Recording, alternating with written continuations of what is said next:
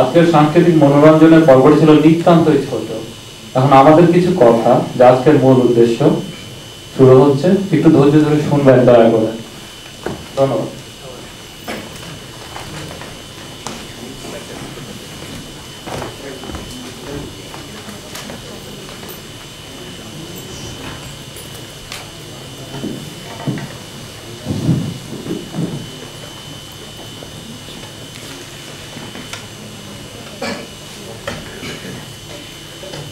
শত বছরের শত সংগ্রাম শেষে রবীন্দ্রনাথের মতো তৃপ্ত পায়ে হেঁটে অতঃপর কবি এসে জনতার মঞ্চে দাঁড়ালেন।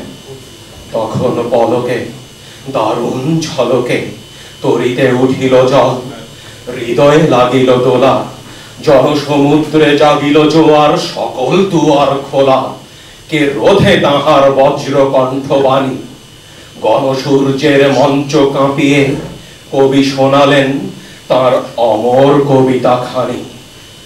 এবারের সংগ্রাম আমাদের মুক্তির সংগ্রাম, এবারের সংগ্রাম স্বাধীনতার সংগ্রাম। সেই থেকে স্বাধীনতা শব্দটি আমাদের। বঙ্গবন্ধু শেখ মুজিবুর রহমানের সেদিনের সেই ভাষণের পর থেকেই বাঙালিদের চোখে স্বাধীনতার স্বপ্ন বাস্তবে রূপ নিতে থাকে।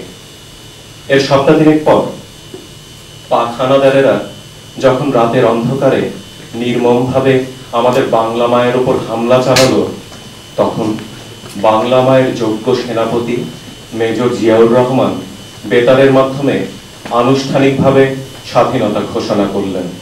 স্বাধীনতা, স্বাধীনতা।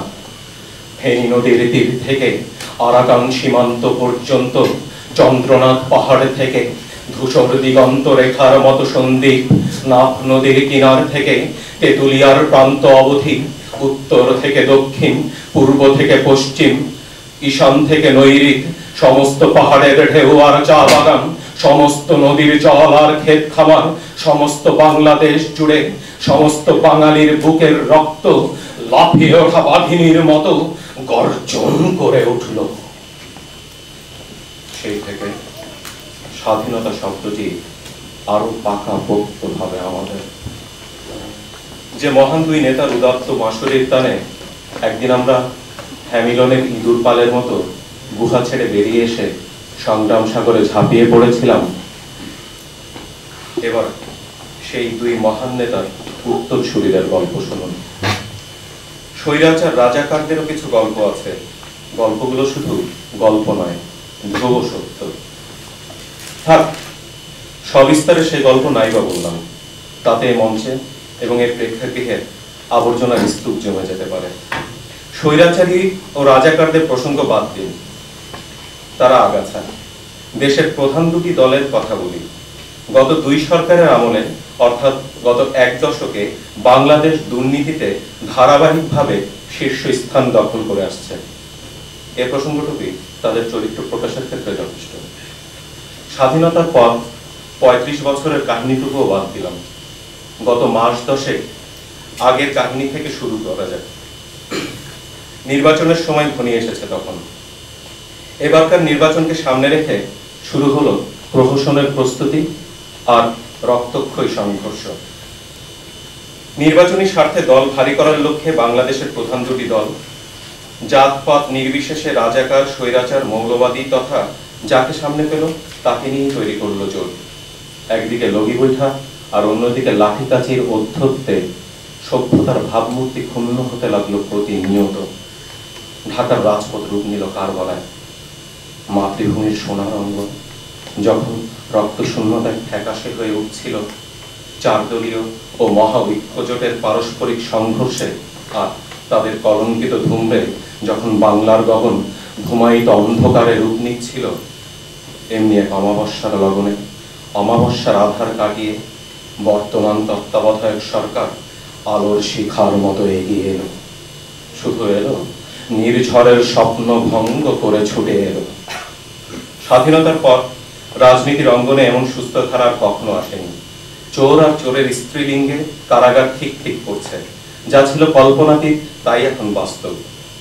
বড় বড় নেতা নেত্রী ও মন্ত্রীদের সঠিক বিচার সম্পন্ন হচ্ছে, ক্রমশই কমে আসছে দুর্নীতি। যাদের যাদের গ্রেফতার করা হয়েছে তাদের অধিকাংশই যে দোষী তাতে কোনো সন্দেহ নেই। এ পর্যন্ত এই সরকার সমাজ সংস্কারে যে কয়টি পদক্ষেপ নিয়েছেন তার সিংহভাগই ইতিবাচক। হ্যাঁ, একটা কথা ঠিক, দ্রব্যমূল্য এখনো নিয়ন্ত্রণে আসেনি, তবে আশা করি অচিরেই এই সমস্যারও সমাধান হবে। এই সরকারের কর্মকাণ্ডের ফলশ্রুতিতে আমরা এখন দিন বদলের অঙ্ক কষছি, রুগ্ন সমাজটাকে পাল্টে দেওয়ার স্বপ্ন দেখছি। আমরা যারা সাধারণ তারা সকলেই মনে মনে সরকারকে সমর্থন করি, প্রকাশ্যে করতে দোষ কোথায়? এই যে বর্তমান সরকার গতানুগতিক রাজনীতির ধারায় একটা প্রবল ধাক্কা দিয়েছেন, এ ধাক্কাটি একটি মাইল ফলক, এ ধাক্কাটি একটি নিদর্শন। এই সরকার যদি কখনো সার্থক নাও হতে পারে, এ ধাক্কাটি আজীবন আমাদের নিদর্শন হয়ে থাকবে। এই ধাক্কাটিকে কাজে লাগাতে হবে, এই ধাক্কাতেই সকল অপরাজনীতি ঝেঁটিয়ে বিদায় করতে হবে।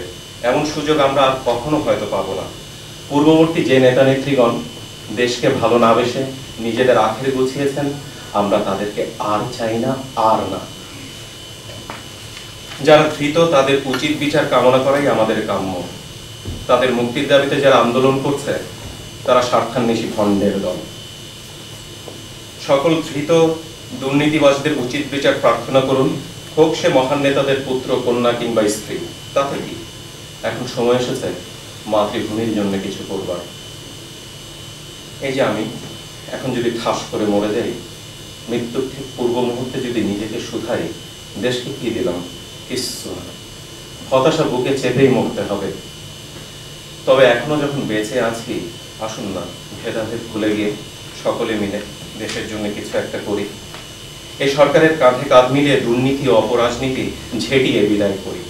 কি ভাবছেন? এই যে আমরা যারা প্রবাসে আছি তারা তো ভালোই আছি, আমরা তো ভালোই উপার্জন করছি, দেশের অবস্থাতে আমাদের কি বা আসে যায়? আর তাছাড়া দেশ উদ্ধার করবার আমরা কারা? না, এমন ভাবনা আর নয়। ধরি মাছ না ছুঁই পানি আর নয়। আমাদের সকলের সক্রিয় ভূমিকা ছাড়া দিন বদল কখনোই সম্ভব নয়।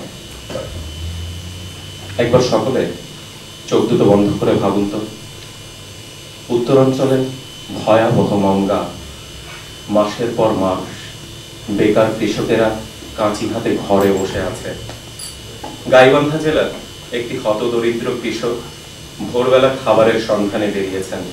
3 দিন যাবৎ তার ঘরে কোনো খাদ্য নেই, জলও নেই। খিদের জ্বালায় তার সন্তানেরা কাঁঠালের পাতা চিবুচ্ছে। সেই কৃষক সমস্ত দিন পণ্ডশ্রম করে গভীর রাতে শূন্য হস্তে ঘরে ফিরে এলো। এদিকে ক্ষুধার্ত শিশুদের কান্না মাতমের স্বরে আকাশ ফাটাচ্ছে।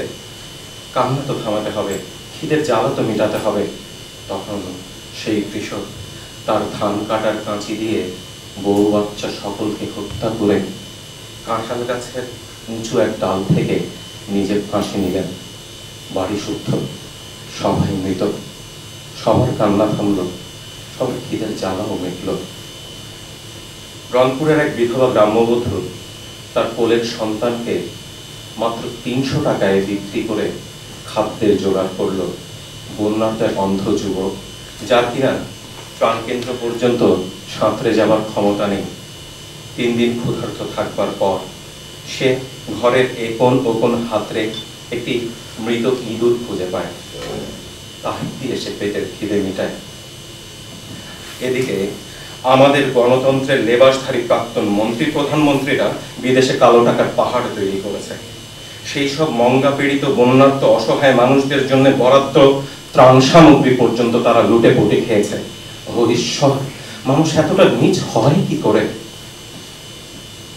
এদেরকে যখন দুর্নীতির দায়ে গ্রেফতার করা হয়, তখন আমরা কোন মানসিকতা এদের মুক্তি দাবি করি?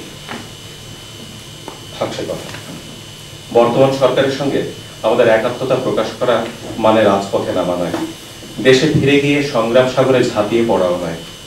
সমাজ সংস্কারের যে পথ এই সরকার দেখাচ্ছেন, আমরা এখানে থেকেই সে পথে এগিয়ে যেতে পারি। কিভাবে পারি তা সবাই নিজে নিজে অথবা একত্রিত হয়ে ভাবুন।